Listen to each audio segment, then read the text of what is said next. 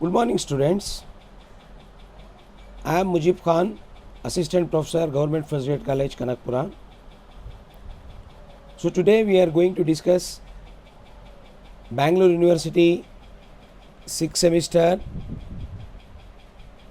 BBA, subject Strategic Management, unit number 5, Strategic Evaluation. In that unit we are going to discuss session number 52, that is meaning of operational control and evaluation techniques. In the last class, just to have the recap before going into this meaning of operational control, we had a discussion on types of strategic evaluation.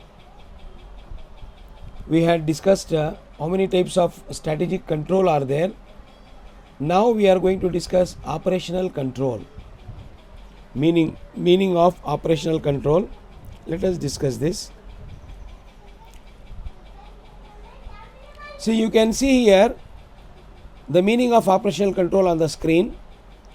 Operational control is aimed at the allocation and use of organizational resources.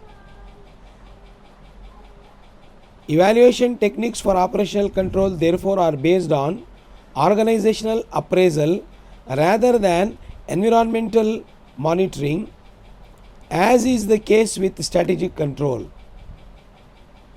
See, operational control is one of the types of strategic control. The other types are management control, tactical control.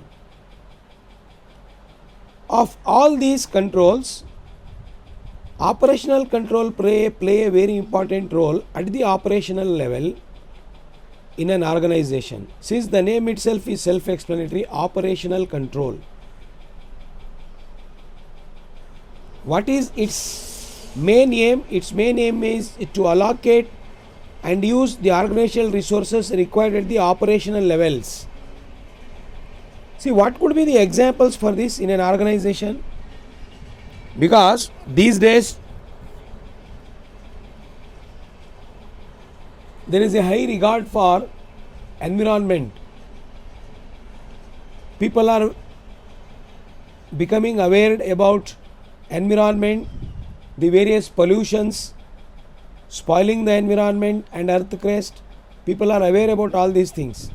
Therefore, in ISO 14001, there is a provision that what are the standards required for environment, and if the standards are set according to that or not.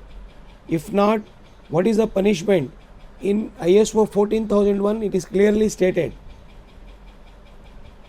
It's a quality standard given for the manufacturing, trading and service industries.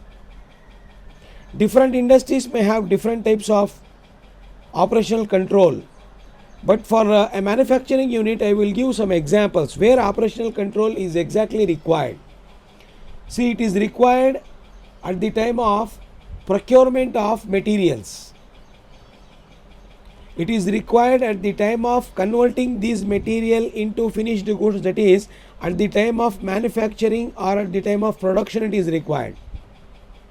Operational control is required in the next step also, at the time of logistics and supply chain. It is required at the chemical management. It is required at the materials management. It is required at the waste management level. It is required at the waste hazardous or you can see toxic, hazardous and waste disposal level. It is required in changing the technology and reconstructing the technology, re-engineering, then real estate, reconstruction of some plants. In all these operational levels, operational control is very much required, and it is nothing but identification and allocation and use of organizational resources. And what are the various techniques involved for this operational control? For operational control, we have got three important techniques.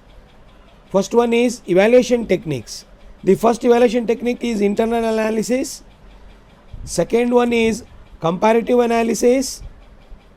The third one is comprehensive analysis. To make organizational operations successful, operations at the procurement level, operations at the manufacturing or production level, operations at the logistics and supply chain management level, operations at the waste management level, chemical management level, or waste water management level. So in all these levels we require certain techniques to manage them properly. What are those techniques? Internal analysis, second one is comparative analysis, and the third one is comprehensive analysis. Dear students, in the next class we are going to discuss in detail what is the meaning of internal analysis and what are the analysis that we need to do in that different analysis. Then what is the meaning of comparative analysis, and what are the various techniques we follow in comparative analysis, and what is comprehensive analysis, and what are the various types that we use in comprehensive analysis.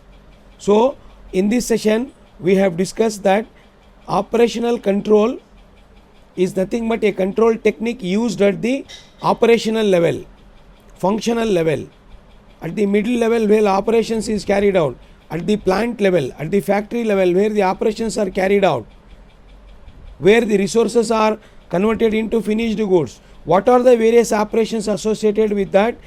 I just gave the example of manufacturing unit. So is the case with service industry, so is the case with you can see the trading industry. Relating to those industries and their nature of work, operational control is done.